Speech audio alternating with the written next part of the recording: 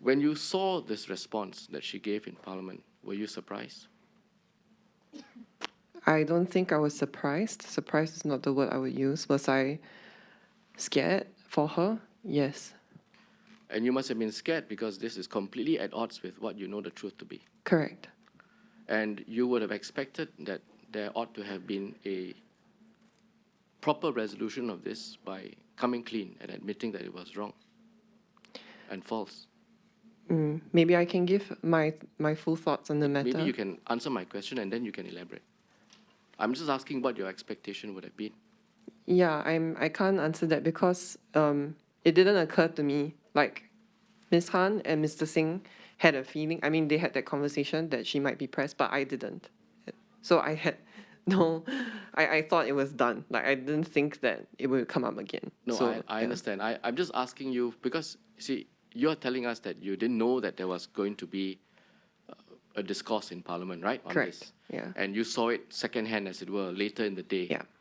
But having seen it, knowing what you knew, and being involved in discussions with Ms. Khan, with Mr. Nathan, knowing that she has disclosed this to senior party leaders, Mr. Faisal Manap, Mr. Pritam Singh, and Ms. Sylvia Lim, and knowing the truth of the matter, and knowing that the anecdote could not be substantiated, my question is, were you not, perhaps not surprised since you may not like that word, but were you not at least taken aback that that position on several occasions, quite strident and quite confident, that everything that she had said happened? Were you not taken aback? I suppose I was shocked, but my primary feeling was worry and fear. Yeah. And you worried and feared because you knew or you appreciated the gravity of the situation. Correct.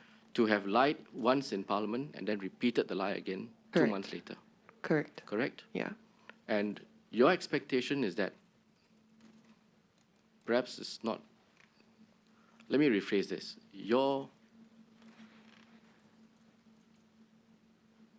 advice to Ms. Khan would have been to own up to this and deal with the issue and not perpetuate the falsehood, correct? Yes, and actually, when I read the news, I had told her my personal advice to her was to tell the CEC.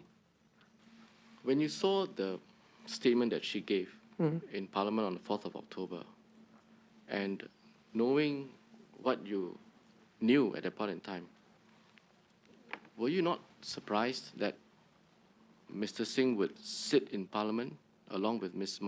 Lim and Mr. Manap and allow Ms. Khan to perpetuate and repeat the lies several times? Maybe I can again give a fuller explanation of my thoughts. At that moment, my primary concern was fear and worry for both Ms. Han and the party.